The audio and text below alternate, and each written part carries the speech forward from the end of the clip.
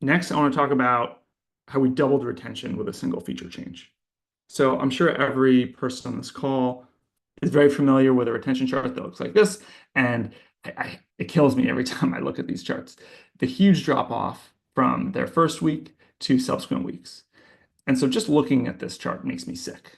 But I did what any good product person should do is I went and I surveyed all the people that signed up, that started using the Reforge extension, but then ultimately weren't active in the days and weeks since they first started using it. And I was blown away by the feedback that people gave. These are all peer user quotes. Everyone just kept saying that they forgot that it's there. Forgot I had it. Where do I reactivate it? This person said, I installed it and forgot about 3 minutes later. My memory is not what it used to be. And so you can just see how crazy it is that people forgot about us immediately. And so this is actually a huge opportunity. This wasn't a problem. It's a huge opportunity. I'm sure I would have loved it if people didn't forget about us, but it was a huge opportunity because people still had the extension installed. They didn't uninstall the extension. And so you can see here, this blue line shows the people who have installed the extension and still had it installed. So our install numbers were going up. The green line shows people actively taking an action in the extension. And even though our total install base is going up, the number of users actively using it is flat to down. What did we do? A lot of it came out of the user feedback. People said they really liked the feedback they gave. They liked the feedback that the Reforge extension gave them. They just wished it would be more proactive in providing those suggestions. And so we ended up building a Grammarly type feature that would not too in your face, but would remind you at specific points where you could make improvements in your document. So this screenshot shows in Notion, you can see the little Reforge bubble tied to specific blocks in Notion. If you click it, one of these pop-ups shows up. And so the idea here was, let's get us out of the forgettable zone. It wasn't that people were uninstalling the extension saying they didn't like it. It was just that they forgot it. And so let's enable them to see it in a way that's not too intrusive. So I want to talk through how we went about doing this. I was reflecting on this morning, and a key insight is that GPT-4o Mini was key to launching this feature. And there's people talk about three variables when you're launching an AI product, talk about speed, quality, and cost. And I think GPT-4o Mini was important it was a breakthrough across these three areas. It was fast. We wanted to be able to show the suggestions fairly quickly once someone loaded their document. It had to produce good suggestions. There's a big gap between 3.5 Turbo and GPT-4o Mini. And so the quality of the intelligence of the model was able to provide much better suggestions than if we use 3.5 Turbo. And also adhered to our JSON spec of what the extension expected in terms of data, much better. And it's an order of magnitude cheaper than GPT-4o. And just comparing and contrasting with GPT-4o and GPT 3.5 Turbo, 4o is smart enough, but it's actually smarter than 4o Mini, but it was slow and it was too expensive. We could not have done this, have generated suggestions on every single document by default. It would have cost too much. And so 4o Mini enabled us to do this in a way that just wasn't possible before. And 3.5 Turbo was cheap enough, but it wasn't smart enough. And so 4o Mini was the sweet spot for us. And I always talk about how I think you want to be building for the model that's going to be coming out 6 months or 12 months from now, not the models that are out today. Because if you build for today's level of intelligence, your product will be obsolete in just a couple of months when they come out with the new model. We talked about how we're inspired by the chain of thought from Anthropic's model. I know Anthropic has started publishing their system prompts for Claude. I don't think they've published the system prompts for artifacts, but someone said they're able to get the system prompt. And so I've highlighted a couple of sections I think are really interesting. They have this one section in their prompt where you don't actually see this output in Anthropic's Claude or in their artifacts. But what it does is it just thinks. And so it writes out what it's thinking about in the response. And we've definitely seen better suggestions by doing something like this. And there's a reason that they include this and they have it output this stuff. It's because as it's thinking, it's going to think through you're going to get better predictions. You're going to get better tokens that you predict next because you have the LLM think about what it's doing, why it's doing it. And so here's the section where it says, think for one sentence about how it evaluates against criteria for a good and bad artifact.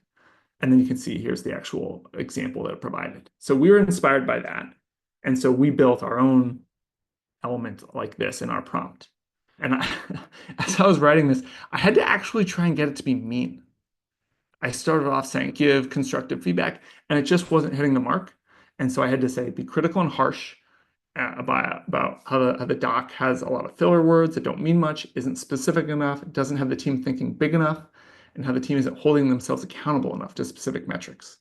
They're not being honest with themselves, and they need to hear the honest truth that people are afraid to tell them. So I felt like I really had to put some obnoxious stuff in here to get it to just do the thinking. This isn't to actually output the suggestion. This is to get it in the right mindset, to think through how to evaluate their document that then informs those suggestions. And in addition to that, we also, as I was talking about before, we now provide 20 different examples of the type of a hypothetical sentence. And like something that someone could easily write, and I've probably written a million times, is our retention numbers are not keeping up with our goals. And the example here might be, state the specific metric that isn't performing well and its value. And then we have the description of reinforce your critical metrics by saying the specific metric and how far off target you are. Our net revenue retention is 35% and our goal is 40%. So we're on track to miss our revenue goals by 5 million. That's the kind of thing that I think an expert would hold me accountable to. And so that's why we include it as an example here of, this is the lazy version of the sentence that someone could write in their document where they say, we're not hitting our goals. And it's like, no. State what your goal is, state how far off your goal you are and what the impact of that is. That's the A+ version of what could be in your document, but you're not living up to that yet. And so that's what we did here for some of our suggestions. And this is a similar example from Anthropic, from their artifacts, from the Claude artifacts feature that talks through, you can see here, there's a doc string, there's an example. So here's the user query. Can you help me create a Python script to calculate the factorial of a number? And it does some thinking, creating a Python script, blah, blah, blah. And then it actually has the metadata that they probably use to display artifacts in Claude. So we modeled what we did heavily off of this, and it really improved the suggestions a lot. From a tech perspective, there was a huge challenge to insert the suggestions at the point it was most applicable. A lot of the feedback that we received was that this feedback these suggestions are good, but I need to know exactly where in my document I should be doing this. And so in order to land this new feature, we had to map the suggestion directly to a part in their document. And so you can see here, this is a screenshot of Notion. This is Microsoft Word Online. This is Google Docs. So we had to, in each of these different tools, we had to get access to the content of the document. And then when we sent our call to the LLM, we had to ask the LLM to ground the feedback to a particular point in the document. But we were able to do that where we would pass in an identifier for different sections of the document. And we would ask the LLM, we'd say, write the feedback and tell us the corresponding ID or identifier where we should explicitly show that suggestion in their doc. And one of our amazing engineers had to go in and figure out how to access the information in people's documents to support this feature, and then also modify the web pages in the person's browser to show the suggestion, do the highlighting, and also show the suggestion when they click on it, all without interfering with the way that Google Docs, Notion, and Microsoft Word works. This was a huge engineering effort, and a lot of it was specific to the individual tools that people are using. And so I'm really proud of this feature. It just came out. We just rolled it out for Confluence today, actually. One of the things we did to evaluate the impact and the performance of this feature is we looked at retention. And so this is one view on retention that we look at, and it shows our weekly cohorts. And it's people who use a series of features for the first time, and then how well they're using that feature in the weeks afterwards. And you can see here that like average for week 1 retention was like around 11%. It bounced around holidays, feature launches, other things. But the first cohort that had access to some of these features more than doubled that week 1 retention value. And you can see if you look at the diagonal, this is a great plug for our retention and engagement course. If you're unsure what this chart is, we have a whole course dedicated to analyzing retention.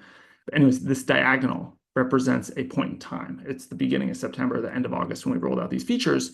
You can see here that It's basically the best retention value is in this week for almost every single cohort.